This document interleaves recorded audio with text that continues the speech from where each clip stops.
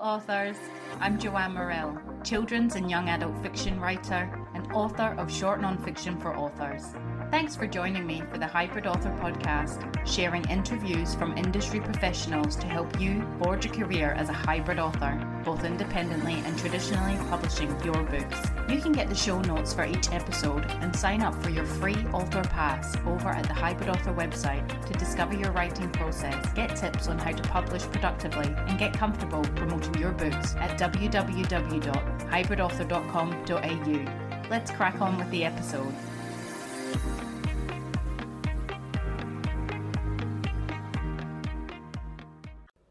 Hello, authors! I hope you're all keeping well in whatever part of the world you reside and listen to the podcast in.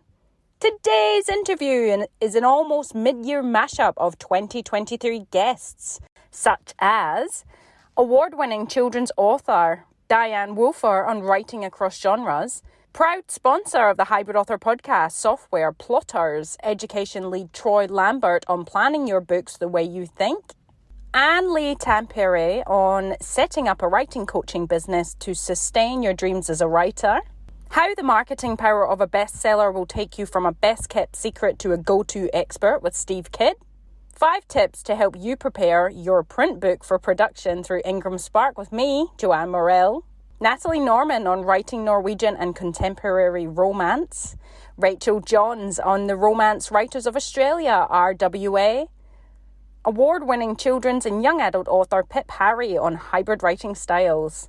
You'll make a wonderful parent, advice and encouragement for rainbow families of all kinds with Jasper Peach. Hardy Grant publisher Emily Hart on non-fiction and gaps in the market. And everything you need to know about hybrid publishing with P.L. Stewart.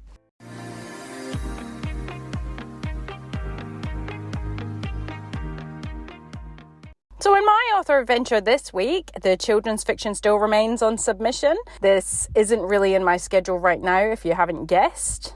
In non-fiction, I'm still slowly marketing my books, Freelance Writing, Quick Tips for Fast Success, and Author Fears and How to Overcome Them, to university libraries via email. If you're keen to find out all the goings-on for my top secret women's fiction works, I'm only sharing all with my newsletter list. You can head on over to the Hybrid Author website, hybridauthor.com.au, and sign up for your free author pass, where you'll receive a 14-page document, yours to keep forever, outlining how to go about discovering your writing process, publishing productively, and getting comfortable promoting you and your work as a hybrid author, both independently and traditionally producing your books. As well as fortnightly newsletters from me, with insights into my women's fiction rapid release experimental project and hybrid author musings I share nowhere else. Besides this top secret project, I have started freelance writing again, pitching magazines and writing bits and pieces for various publications. As I no longer have a permanent writing gig, I need to make money in between books, so I'll keep you posted here. In caravan plans, we have booked into Broome for another week. So last update, we just arrived in Broome, and now we have stayed on for another week. And it's a pretty spectacular place. It was my birthday last week, and I ticked off a bucket list item. They do these sunset camel rides on the beach. Camel was called Petra, and they were pretty stinky. But it was. I kind of was a bit scared actually as it started to become close, and I got on the camel, and the one behind me kind of was pretty much cuddling me from behind, and it was drooling on my leg, and I was just a bit nervous about it biting me, but they were really placid, and it was really lovely, relaxing sort of trek along the beach at sunset and back. The beach here is absolutely still as anything. It's just flat. And it's really picturesque, as all the beaches mostly are in Australia. And it's just such a stunning place. So I'm glad that we've decided to stay on an extra week. There's also a lot of history here. And for homeschool, we took the kids separately. I took my youngest, and my husband took the eldest to this Willie Creek's Pearl Farm. It was to learn all about the histories of the pearl divers, seen restored pearl lugger ships. And it was amazing to see what they make with the shelves, but it was kind of bittersweet to hear about, the Aboriginal slavery in the pearl trade and things like that. But I was really blown away by the tour. You know, it was only $30 and I just felt like you got so much history. And at the end, you got to try some pearl meat, which was quite chewy, bit like chicken. I think everything's like chicken, isn't it? But I was surprised my daughter liked it, and I quite liked it. I was really, really impressed. So the last thing left is got to visit a crocodile farm, which I think we're hopefully doing this afternoon. Still enjoying our caravan. It's definitely amazing and all the things, but we're only about 3 weeks in and we're still struggling in terms of adjusting. And the kids as well, it is a massive adjustment, obviously going from, you know, having your space in a house. I mean, I used to work alone. Now I'm sort of with people all the time and that's fine, but I am someone who likes my own space. But I found I've just gone off and I've been working at the Broome Library, doing the podcast and doing other bits and pieces just to get away. So yeah, we're all adjusting, and another travelling family told us it takes about 6 weeks. So, but the people we're meeting along the way and the sites that we're seeing absolutely make it all worthwhile.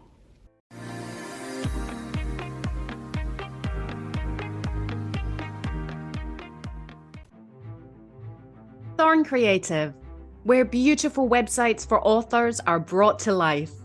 No matter what stage you're at with your writing, your stories deserve a dedicated space to shine. Whether you're just starting out or have a bookshelf full of bestsellers, your website is the hub of your author business, binding everything you and your books offer together. Thorn Creative can nurture all aspects of redesigning your old site or start afresh from the initial design.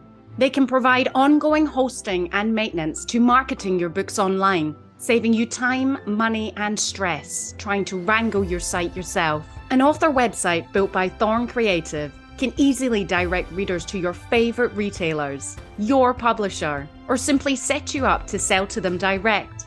The options are endless.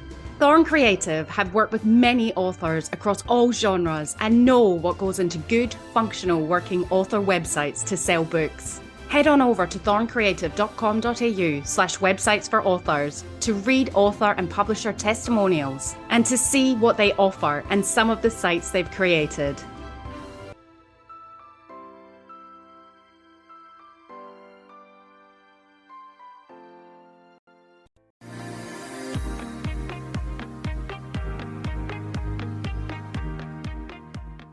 I really know what a privileged position I am now, because for so many years, I don't know, 10, 20, however many, that was my experience. And so I guess if you stick with it, I'm still just as anxious as any new author about a book coming out or being picked up. I think it's the nature of being a creative. I think Warren Flynn, an Albany author, he once said authors feel, and illustrators, feel the world differently, or whether there's a sensitivity that you're more raw to it or something along those lines. And that resonated for me, in that I don't know any of my author, creative, illustrator friends who are not anxious, sensitive, worried about, it's just how we are. And I just think it's such a personal thing though, it's really putting yourself out there, out into the world for people to have an opinion, and it is bloody scary. Exactly. Good or bad. Yeah. And it takes a lot of bravery and courage to do that, particularly if you're new to it, and particularly if you're working full time at something else and you're new to it, to just keep plugging away is really hard, and you really have to keep geeing yourself along and believing in yourself, and joining groups that are supportive, or having a critique buddy, and those kind of things are really helpful, I think. Yeah, it's hard. I kind of say it's a story management system or a story management tool. And what that really means is that there's two aspects of it: the aspect that allows you to visually manage your outline and your organization of your plot, thus the name plotter. And then there's the aspect of it that allows you to manage your series Bible, which is your characters, your settings, all of your research and notes throughout your series. So with Plotter, you can actually manage both of those things and an entire series of books in one project or one file. So it's really powerful. It's like a digital corkboard, only with way more features than that to make connections and relationships between people and plot lines and all of those different things. And what a writing coach will offer you is, so first of all, that emotional support. You're a writer, for example, has difficulties with writer's block. You are really scared that your writing is not good enough, but you don't dare to share with your family and friends, for example. But it's also technical support. So if your writing needs a bit improved, and we all need as writers to improve our writing, a writing coach will help you by giving you exercises, by giving you honest feedback. The idea is really when you work with a writing coach, you as a writer, you will come out of it with a better book. How do you have any tips for authors with that last sort of statement to set up marketing correctly? How can they go about that? What's the mindset that they can have there? Well, or how do you guide them? Well, yeah. I mean, so first of all, you need to know who are you talking to and what do they need? And most importantly, out of that is what are the things that they're searching for? You may use a specific word or phrase. And when you're then writing the description or putting in the keywords for your book, you're putting the words that, because you've spent so much time on your book, the words that are in your book. That's not necessarily the words that people who are looking for your book would ever type into Amazon to look for or go to that category to look for. And then secondarily, because I brought up categories, it's about really understanding really what the categories in Amazon are and where your book really should be listed. Most new authors, almost always, all of us, myself included, our very first book is, kind of generally, we're going to help people. And so we should put our book in self-help. It just makes sense. It's going to help people. And the truth of the matter is very few people actually are writing self-help books. They're usually writing more personal development, spiritual growth, personal growth, life transformation, possibly even spiritual, Christian, or other religious-based kinds of growth. Or they're writing leadership books that are more of a business category or psychological development books. So you really need to take the time to find what category should my book really be in and what category serves it. Unless you have a Tony Robbins level of following, if you put your book in self-help, it's just going to drown under the, millions upon millions of other books that are sold out of that category every day. That brings us to the third thing an authorship career brings instead of money, and that is helping people. Helping others. I always feel like I would love to help others. Realized a few years into the writing career that my writing can help others. When I think of helping others, I think, having to go and do something for them or, something physical like give them a present or help them do the housework or just help someone in that regard. I didn't really ever think that by writing my books, they could help someone one day, especially my non-fiction ones. And they were never planned. That's only just come out of having a writing career and going out and experiencing things that these books came about. But I'd always gone out to be a writer as a fiction author. So freelance writing, quick tips for fast success is out there, mainly for anybody who wants to start up a freelance writing business. So it touches on various tips to help with mindset, business values, rates of pay. Mainly I see this book for writing students. So that's going to help them if they want to set up freelance writing business and just get started. Because there was tips in there that I learned only by doing. So if my experiences can help another. Also, author fears and how to overcome them. This book is already starting to resonate with a few authors. And yeah, they said that it really connects with them. And I'm finding out more and more how many authors established and in all walks of life experience the fears, I call them fears, there's probably different names for them, that I've gone through from putting myself out there and with my work and self-doubt and self-belief and being judged and all sort of worried about other people's opinions and just heaps of things. I've put that all into a book and that might help another author soothe them a bit that, hang on, feeling like this is absolutely completely normal. And you don't have to think it's to do with you or you're not good enough or your work isn't great or anything like that. It's actually all part of it because it's such a personal author adventure that we're on that putting yourself out there for others to judge is a really scary thing because they're either going to like what you've done or hate it and be quite vocal about it. And that can kind of hurt because you're in unknown territory. In between, obviously, writing your Norwegian stuff, were you approached by HarperCollins, or did you get in touch with them? This is the thing that never happens, but it did. Well, I was in a seminar about writing. I can't remember his name, Robert something, very famous, very known. And there were a lot of people there, was Scandinavians. HarperCollins had to editors there, Harlequin, and I had my sister with me, and she's a journalist and she likes to talk to people and I don't. So she was, talking to everyone during a break, and then she comes to me and she said, come on, you have to meet these 2 editors. I told them you write 6 books a year, and they loved it. I said, I don't want to talk, but you go and talk to them. They're in the coffee line. She actually pushed me in the back. So I did. And I talked to them, and they were, of course, absolutely lovely. And she gave me her mail address and I gave her mine. And then she told me later, she said that, one of our editors has just been to Norway, and I told her about you and she would love to meet you. Wow. I said, okay. And I thought, okay, this is cool. I can see the HarperCollins big name. I've never seen anything like that. So I came 40 minutes late because I was coming from the other side of London and I had no idea how to get there. Oh, no. I didn't have her phone number. She was so nice. She was so nice. Oh. So she gave me a cup of coffee and we talked, and she's playing digital publishing first. I thought, oh, really nice. I had no idea why she wanted me there, but it was fun talking to a British, editor. And then she said, okay, send me what you have. Do you have anything in English? Yes, I said, I have plenty in English. So I sent her. And then she said, I don't like any of that. Can you write a contemporary romance instead? And I said, sure, why not? I didn't know what it was going to be about. I have nothing, but it somehow it works. It comes together.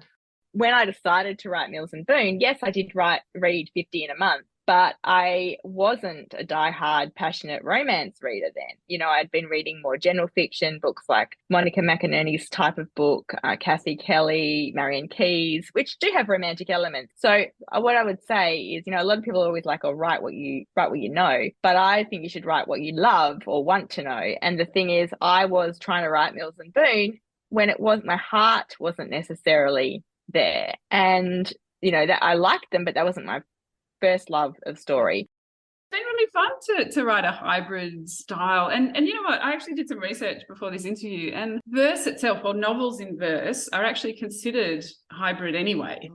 Right. And that's kind of their classification. So I was interested by that they're already classified as a hybrid of poetry and prose. But I think, you can lean one or other side of the fence. Why do you think that is then? Because it's in the book format that they think that? I don't... I think so, yeah, because it's a novel and it follows like a story, a narrative, it has a beginning, middle and end, and it's not like, just standalone poems, I suppose, but some of those novels are really just standalone poems that take you through stories. So there's so many different novels out there that take on verse in different ways, in a hybrid way. So I think it's really an interesting style, and a style that's really getting more popular every year.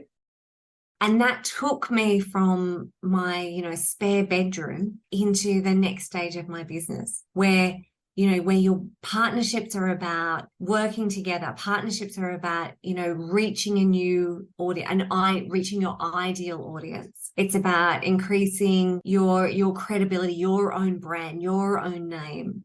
And it's also about money. It's also about profitability, because if you can be a little bit different, then people are willing to pay a little bit more for you. So the book is it is a step-by-step guide. It goes through actually how to collaborate with other brands to create something irresistible for your mutual customer. That's what it's really about, in terms of, it's really, marketing partnerships are about, it has to be about the customer. It has to be about them, and all of your decision making is centered around how do we create something amazing for our customer that they will not be able to resist, that they will love, that they will consume, that they will engage, that they will share, that they will talk about, that actually, and in that process, you both get to grow, expand, increase your sales, increase your credibility, increase your difference in the market by actually working together.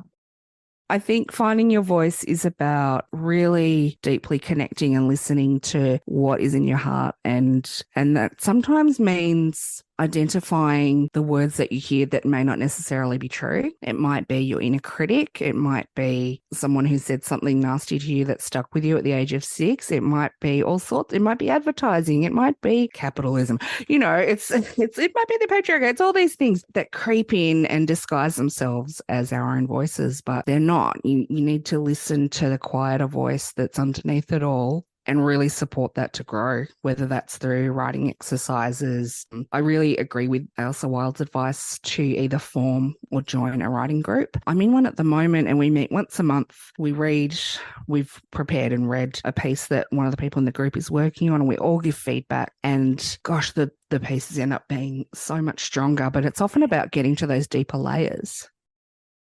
I think it's really exciting to find a gap in the market when there's so much that's out there. And so to that, I would say it's good to be creative when you're thinking about comp titles. Say if you're approaching a publisher, to not just be thinking about books that are exactly like yours, or maybe even not just to be thinking about books. If you can point to, a film or a social media site or, some other type of content that shows how many people are engaged in the topic that you're trying to write about, or if you're able to talk about a book that, if you're writing in nonfiction, maybe this is a fiction book, or if you're writing for children, maybe it's a book for adults. You don't have to have a direct comparison, as long as you can kind of make a good argument for why that shows that there is interest in the story that you're trying to tell.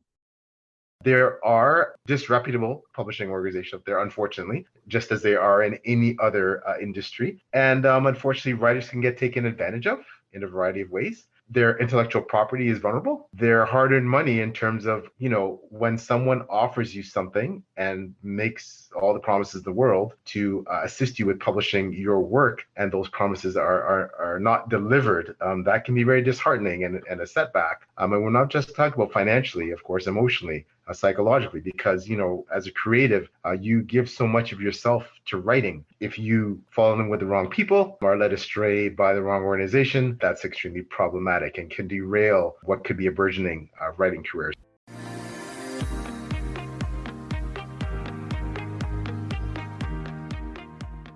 So there you have it, folks. Some amazing, inspiring, and superb tips from an outstanding bunch of incredible creatives.